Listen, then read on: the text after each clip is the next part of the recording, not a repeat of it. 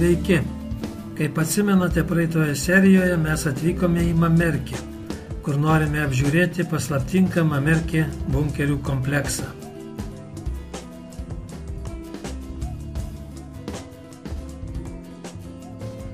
Vos tik atvykę, tuoj pat nusipirkome bilietus ir iš karto nuėjome apžiūrėti pirmą arčiausiai buvusį bunkerį.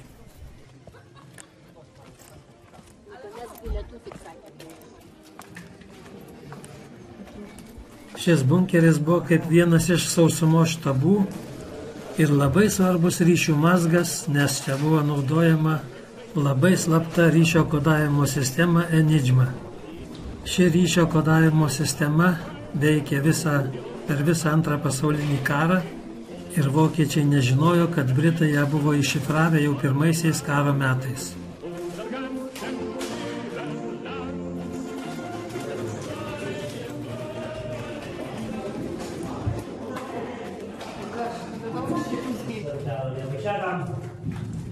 Labai žemą reikia pasilenkti ir šlapia. Kai kurie bunkeriai buvo sujungti štai tokiais tuneliais, kad galėtume iš vieno bunkerio po žemę pereiti į kitą bunkerį. Vermachto laikais šiuose tuneliuose buvo aktyvi ventiliacija, padaryti drenažai, apšvietimas, todėl čia buvo sausa ir šilta. Na, o dabar čia tik įdomu.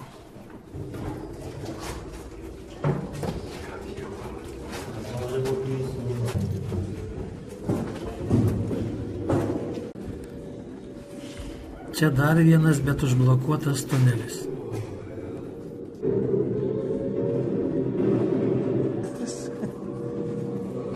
Nors lauke dabar apie +25 laipsniai, bet čia bunkeryje yra vėsu, todėl jeigu lankysitės, apsirenkite šilčiau.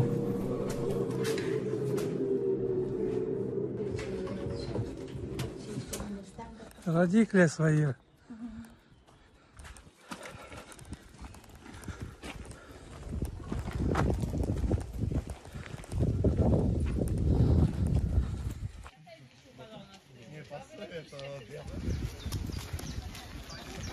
Einam į muziejų.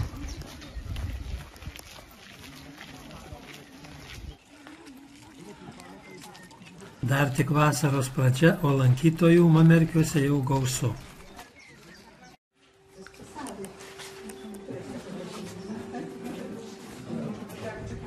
Mamerkį bunkerių teritorijoje taip pat veikia štai šis puikus Antro pasaulinio karo muziejus.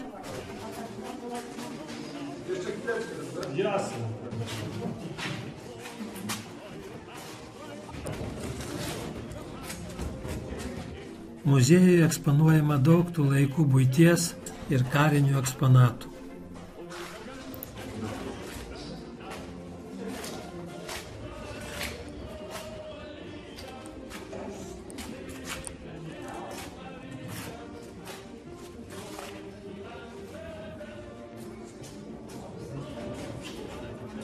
O čia V2 raketos kopija. Su šia raketa karo metais buvo apšaudoma Didžioji Britanija.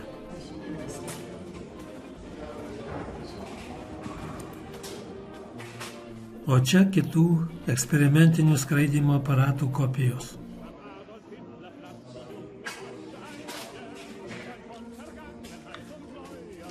Matome nedidelės dalies Mamerkį bunkerių komplekso maketą. Nuo 1940 iki 1944 metų čia buvo pastatyta ištisas karinis miestelis. Buvo apie 250 objektų, tame tarpe 30 betoninių bunkerių išlikusių iki šių dienų. Nekalba. Labas. Hei. Tyli, užsiėmęs labai.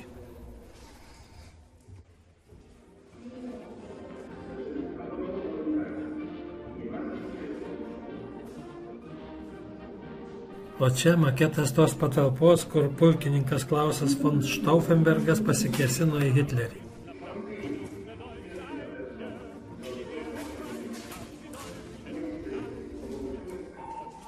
Fiurerio pasididžiavimas buvo karinis povandeninis jūrų laivynas. Per visus karo metus gausus povandeninis Hitlerio laivynas skandino laivus Atlanto vandenyne. Bet antroje karo pusėje sąjungininkų laivynas pradėjo sėkmingai medžioti vokiečių povandeninį laivyną. Iš 842 povandeninių laivų 779 buvo nuskandinti, juose žuvo 28 000 jūreivių.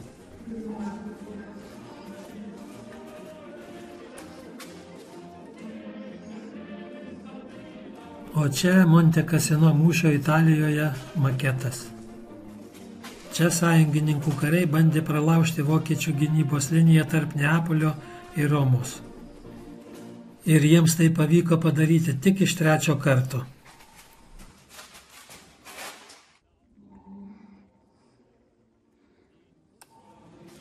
Stalingradas. Stalingrado mūšis tęsiasi nuo 42 rugpjūčio iki 43 vasario mėnesio ir baigėsi visišku vokiečių sutriuškinimu ir paėmimu į nelaisvę. Dabar panašiai atrodo Ukrainos miestai.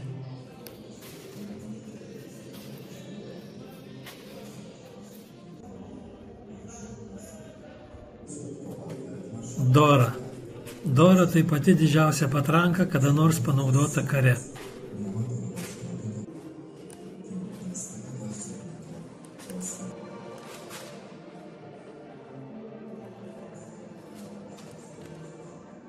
Čia turbūt Kursko tankų mūšis.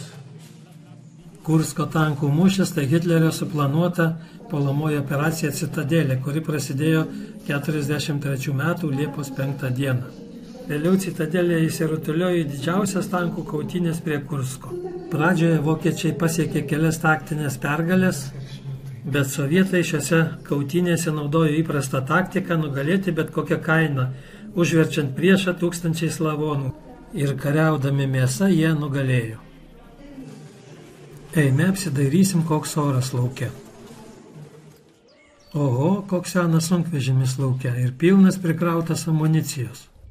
Užrašyta atidaryti draudžiama. Stop, stop, čia ne amunicija. Į tokias dėžes buvo pakrautas ir išgabentas gintaro kambarys pavogtas nacių iš Puškino miesto prie Leningrado ir nuvežtas į Kionigsbergą. Bet Kionigsberge jo pėdsakai dingo. Aha, vairuotojo nėra. Kionigsberg.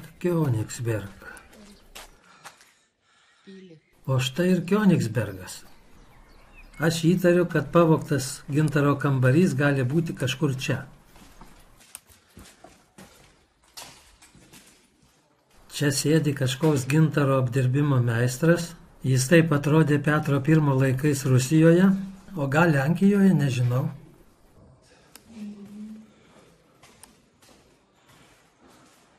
Gintaro kambario paveikslas. O čia imperatorių rūmai Puškine, anksčiau carskoje sielo. Reikia lysti giliau į rūsį, gal ką rasime. Kažką radome, tik kalbėkime tyliai, nes stovi sargyba. Negalim suskaičiuoti dėžių, einam į lauką. Na štai, išėję į kitą patalpą, iš karto radome gintaro kambarį. Tik trūksta viršutinės kambario dalies, kuri buvo prie lubų. Bet manau, kad jaudintis neverta, manau, kad ta dalis yra tuose dėžėse, kurią saugojo sargybiniai. Taigi dabar matote, kad gintaro kambarys jau atrastas ir drąsiai galite apie tai pranešti savo draugams ir spaudoje. Na, o karo metai šis gintaro kambarys buvo eksponuojamas Karaliaučiaus pilyje, bet karui baigiantis gintaro kambarys buvo slapta evakuotas ir apie jo buvimą vietą žinojo tik vienas liudininkas, tai buvęs Rytų Prūsijos gauleiteris Erikas Kochas. Po karo Erikas Kochas Lenkijoje buvo nuteistas iki gyvos galvos, jis mirė kalėjime 1986 metais, taip ir neatskleidė savo didžiosios paslapties.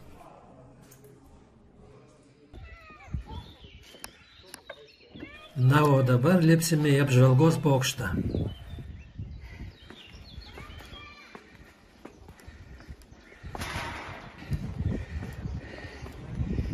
Не, ну тебя pusiaukelėje sustoja, nes čia va tas permatomos grindys, tai baugina labai.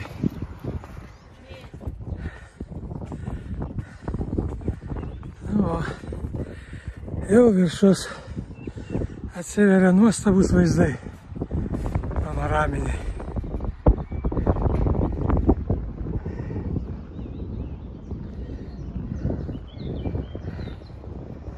Čia yra daug Himlerio Mamerki bunkerių ir taip pat toliau yra Vilko guolis, kur bazavosi pats Hitleris. Kol aš lipau į viršų, Genutė vadovavo povandeniniam laivui, buvo laivo kapitonas. Ir dabar šiuo povandeniniu laivu mes nersime apžiūrėti kitus bunkerius.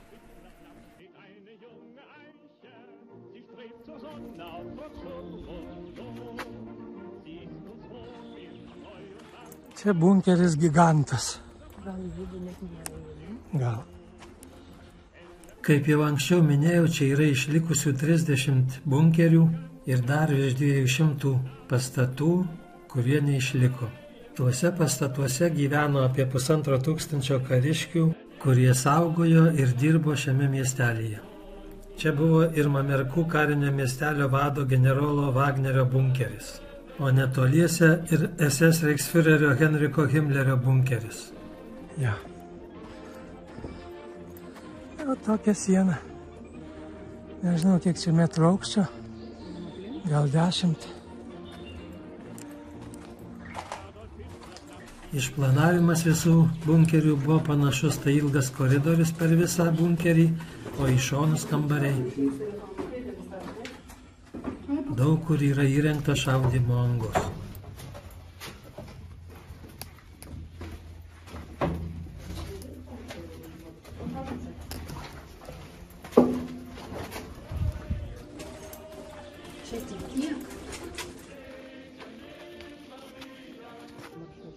Visų bunkerių gelžbetoninės sienos storis būdavo ne mažesnis nei 2 metrai.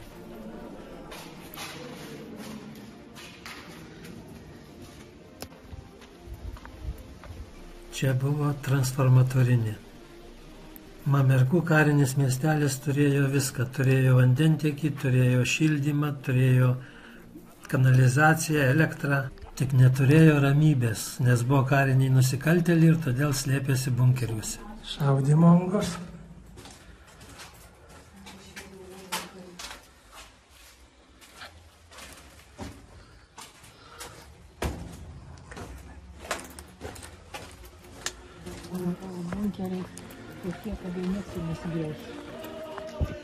Tai tiek apie Mamerkį šiandien, o dabar važiuosim ieškoti vietos nakvyniai.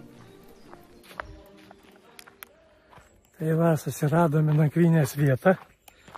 Labai gražioj vietoj. To jaus parodysiu. Ant ežero kranto.